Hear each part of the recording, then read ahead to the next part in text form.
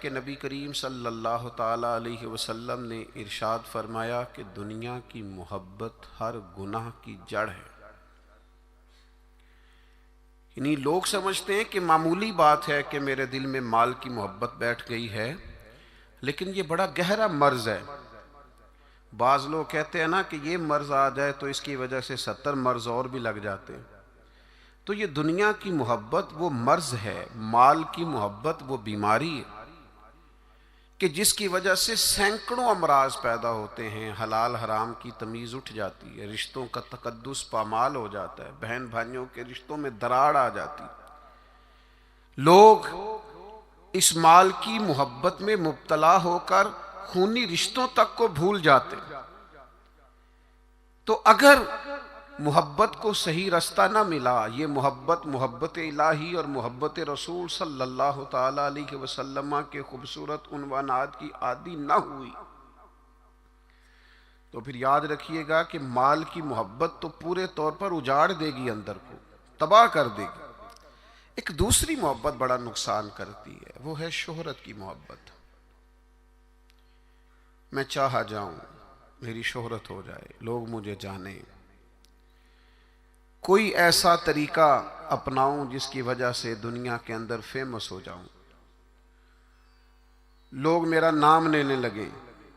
आप यकीन करें, सोशल मीडिया के ऊपर बड़े बड़े वज़ादार, बड़े बड़े बारिश लोग, बड़े बड़े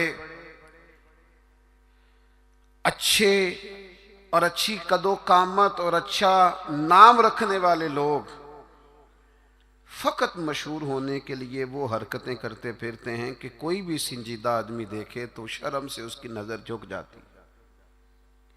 ये शोहरत, इसका लालच, ये शोहरत की तलब और शोहरत हासिल करने के लिए ऐसे ख़तरनाक तरीक़ों का हुसूल, शोहरत हासिल करने के लिए ऐसे कमज़ोर और ऐसे अखलाक से गिरे हुए रवैये का अंदाज तबाह कर दिया इसने दुनिया को, उजाड़ के रख दिया है लोगों को।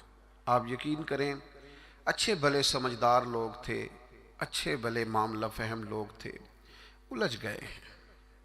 ज़हन बन गया है कि बस जो कुछ है वो यही शोहरत ही है।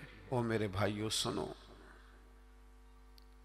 हज़रत मौला अली शेर खुदा फरमाते, मुसन्नफ़ इब्न अबी शैबा में मौजूद है, हज़रत मौला कायनात फरमाते हैं, उसे मुबारक हो जिसे थोड़े लोग जानते हैं। वो काबिले मुबारकबाद है जिसका तारुफ कम लोगों में, जिसको ज़रा ज़्यादा लोगों में जिसकी शनाख्त नहीं है। मेरे भाई, आप कभी उन लोगों से पूछ कर तो देखो, उनसे कभी मुलाकात तो करो जो बड़े मशहूर हो गए। कभी उनकी तन्हाई में उनके पास तो बैठो, उनसे पूछो तो सही। इस शोहरत के सबब से उन्हें कुछ ऐसे काम भी करना पड़ते हैं जो वो करना नहीं चाहते। उन्हें कुछ ऐसे रास्तों से भी गुजरना पड़ता है जहां से गुजरने का कभी उन्होंने सोचा भी ना था। वो तो चाहते थे कि कोई तन्हाई होती, कुरान मजीद का नुस्खा होता, 500 दाने वाली तस्बीह होती, कहीं मुसल्ले का नूर होता, दिल में हो याद तेरी, गोशाए तन्हाई हो, फिर तो खलवत में अजब अंजुमन आराई हो। दिल चाहता था, लेकिन ये शोहरत, इसकी तलब। हाँ, एक बात है, अगर आप शोहरत चाहते हैं, मारूफ होना चाहते हैं, मशहूर होना चाहते हैं, बहुत सारे लोगों में चाहते हैं कि आपका नाम सुनहरी हरूफ से हो और ज़्यादा लोग आपको जाने पहचाने, तो कुरान मजीद ने नुस्खा दिया है। फरमाया, इन्नल्लज़ीना आमनू व आमिलुस्सालिहाति सयजअलु लहुमुर रहमानु वुद्दा। जो ईमान लाने के बाद नेक अमल करेगा, रब लोगों के दिलों में मोहब्बत पैदा फरमा देगा। रहमान ऐसा माहौल बना देगा कि उन लोगों के दिलों में, अल्लाह ताला लोगों के दिलों में उस बंदे की मोहब्बत पैदा कर देगा। एक और मोहब्बत होती है, औलाद की मोहब्बत बड़ी अच्छी मोहब्बत है, होनी चाहिए।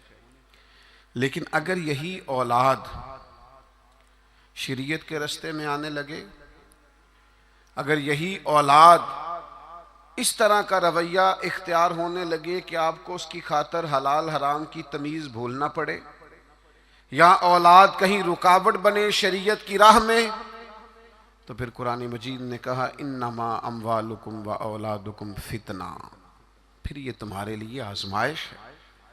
फिर तुम्हें थोड़ा गौर करना पड़ेगा, तुम्हें फिर देखना पड़ेगा, फिर तुम्हें तवज्जो करनी पड़ेगी कि कहीं अल्लाह रसूल के रास्ते में तो नहीं आ रही।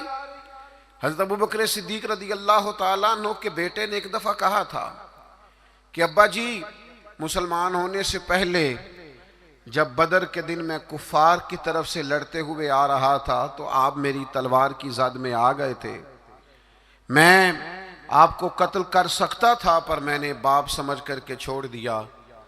तो सैयदना अबू बकर सिद्दीक फरमाने लगे, बेटा तो अभी कलमा नहीं पढ़ता था, तूने मुझे बाप समझ के छोड़ दिया, अगर तू बदर वाले दिन मेरी तलवार के नीचे आता तो मैं तुझे कभी बेटा समझ के माफ ना करता, दीन का मुखालिफ समझ के कत्ल कर देता।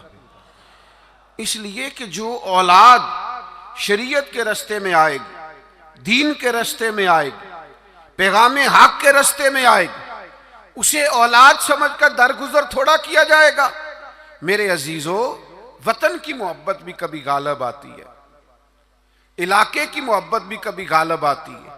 इंसान जहां पैदा होता है, जहां जवान होता है, जहां वक्त गुजारता है, जहां उसके अहबाब होते हैं, जहां उसकी दोस्तियां होती हैं, जहां उसके ताल्लुकात होते हैं, वो मोहब्बत भी कभी गालिब आती है। लेकिन याद रखना, सारा कुछ ही मक्का मुकरमा में मौजूद था, वहीं पैदा हुए थे सहाबा, वहीं दोस्तियां थीं, ताल्लुक थे, रिश्तेदारियां थीं। लेकिन जब पता चला ना कि महबूब को मदीना पसंद है, तो फिर किसी ने भी वतन से प्यार नहीं किया, मोहम्मद अरबी के शहर से मोहब्बत फरमाई है।